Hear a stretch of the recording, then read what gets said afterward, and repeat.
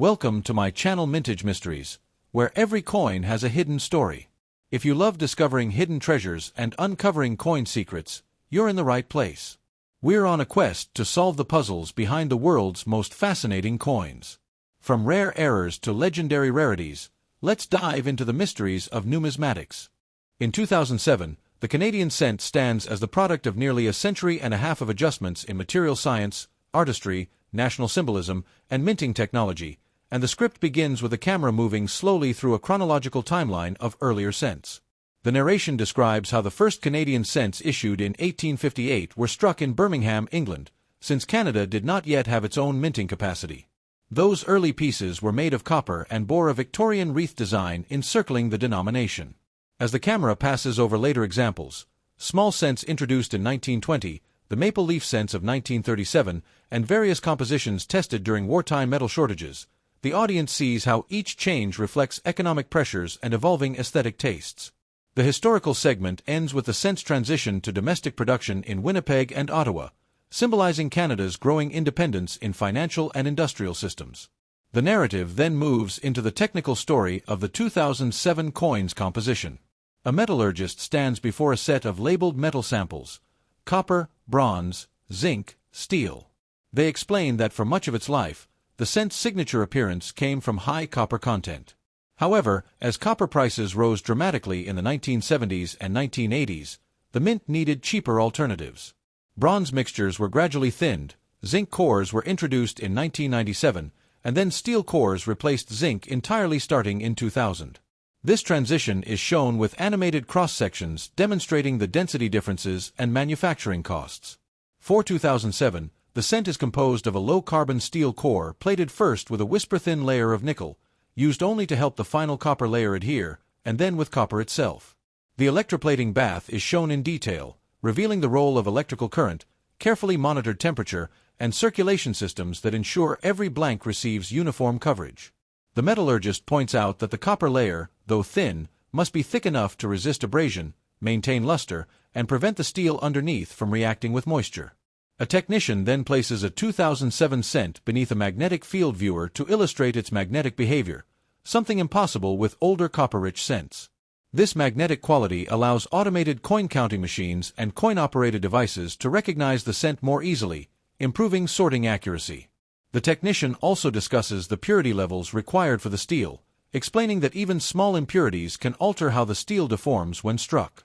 The scene then turns to the design studio, where the maple leaf motif is recreated from its original 1937 sketches.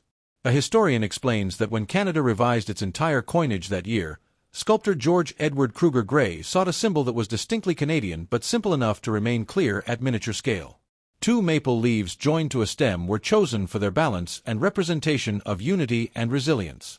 The script shows a large plaster model of the leaf design, almost a foot wide, demonstrating how engravers exaggerate grooves, veins, and surface textures so that after reduction and striking, the design remains crisp.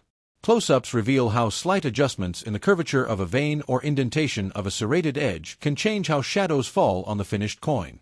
Attention turns to the obverse.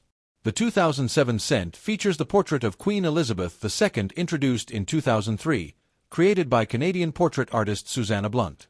This effigy intentionally avoids a crown, presenting the monarch in a slightly informal, more contemporary manner. In the script, Blunt describes how she studied photographs and conducted sittings to capture an expression that conveyed steadiness without rigid formality. She sculpted the portrait by hand in clay, then refined it using dental tools to achieve subtle transitions in the cheeks, temples, and hair. A detailed sequence shows how mint technicians transfer the clay model into a steelmaster using digital scanning and reduction equipment, preserving minute facial features that must be reproduced on millions of coins only 19 millimeters across. The scene transitions to the Winnipeg Mint's production floor. Massive coils of steel unwind into high-speed blanking presses that punch out cent-sized discs at astonishing rates. The camera captures the rhythm of the presses, the vibration of the floor, and the shower of tiny metal discs as they accumulate in bins. These raw blanks, still dull and gray, tumble in abrasive media to smooth edges before entering the plating line. The electroplating process is shown with multiple stages: alkaline cleaning, acid rinsing, nickel preplating, copper plating, and a final polish. Sensors constantly test solution chemistry, and robotic arms move racks of blanks from one bath to the next with precise timing. After plating, the script focuses on striking. Dies bearing the maple leaves and the obverse portrait are seated into high-tonnage presses. Slow-motion footage reveals the moment of impact.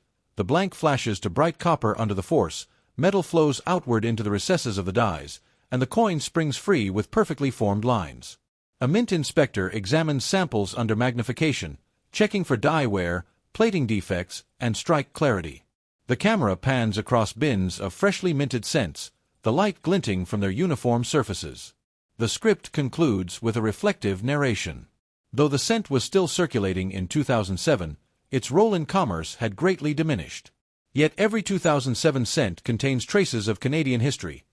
The economic realities that shaped its metal content, the artistic heritage represented by its maple leaves, the national identity expressed through its monarch's portrait, and the industrial innovation that allows millions of identical coins to be produced with remarkable precision. The final shot lingers on a single 2007 cent lying on a workbench, the copper surface catching the light, representing the intersection of heritage and modern necessity captured within a very small artifact. The script opens with an overhead shot of several 2007 Canadian cents scattered across a wooden table. A narrator explains that although most 2007 cents were struck in enormous numbers and remain extremely common, certain conditions, variations, and errors can make individual pieces far more desirable to collectors. The camera slowly zooms in on a bright uncirculated example, establishing the contrast between everyday circulation coins and rare, high-value exceptions. A numismatist enters a softly lit studio, holding a pair of cotton gloves. He begins by describing how the vast majority of 2007 cents exist in circulated condition, where scratches, discoloration, and wear reduce any collectible appeal. He points out that millions of these coins remained in pockets, jars, and drawers until the denomination was discontinued a few years later, leaving only a small portion preserved with the exceptional care required for premium value. The narrator emphasizes that rarity in modern coins rarely comes from the date alone, but rather from the condition or unusual minting circumstances. The numismatist then introduces the concept of mint state grading. Close-up shots show the surfaces of several cents under magnification. One lightly worn, one with minor contact marks, and another perfectly lustrous with no visible imperfections. The expert explains that a 2007 cent graded at the very highest levels, coins showing their original finish, sharp details, and no handling marks, can command far higher prices than worn coins. The camera shows how even a tiny scratch across the maple leaf or a slight dulling of the copper tone can drop the grade significantly. A specialist in third-party grading services appears on screen to discuss how few modern cents survive in flawless condition because the thin copper plating easily picks up marks during transport and storage. The script transitions to a table lined with labeled trays of coins containing various mint errors from 2007. An error specialist explains that these rare mistakes are where the highest values tend to be found. The camera highlights examples: off-center strikes, where part of the design is missing, broad strikes, where the rim fails to form properly, double-struck coins with overlapping images, and die cracks that leave raised lines across the maple leaves or portrait. The specialist discusses how errors occur during high-speed, high-volume production, and although many are caught by quality control, a small number make it into circulation. Because the cent had shifted to a steel core with copper plating, certain unusual plating errors, such as exposed steel or uneven copper layers, can also dramatically increase desirability. Each example is accompanied by slow turns under directional light to show how the flaws become visually apparent. Next, the script explores the role of collector demand. A historian explains that interest in cents spiked after Canada eliminated the denomination, creating nostalgia and increased attention from new collectors.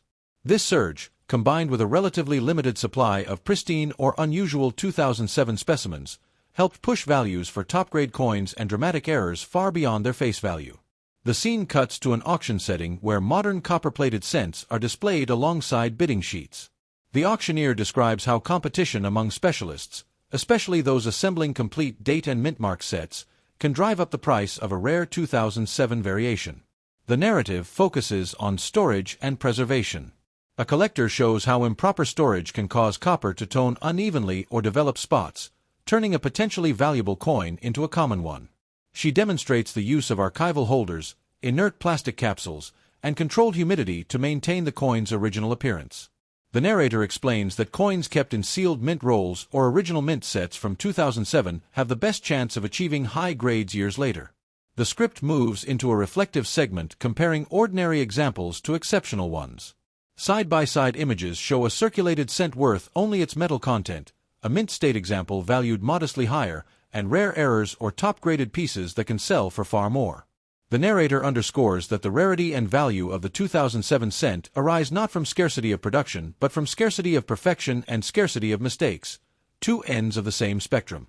The final scene returns to a single flawless 2007 cent resting under a spotlight. The narrator concludes that even the most common coins can contain hidden treasures for those who understand the subtleties of minting, condition, and error classification. The camera slowly fades out as the cent glows with its copper surface, representing the unexpected worth that ordinary objects can hold when viewed through the lens of numismatic detail. If you enjoyed today's exploration, make sure to hit that like button, subscribe for more coin discoveries, and share this video with fellow collectors. And as always, keep searching for those hidden treasures in your change. You never know when you might stumble upon the next big mystery.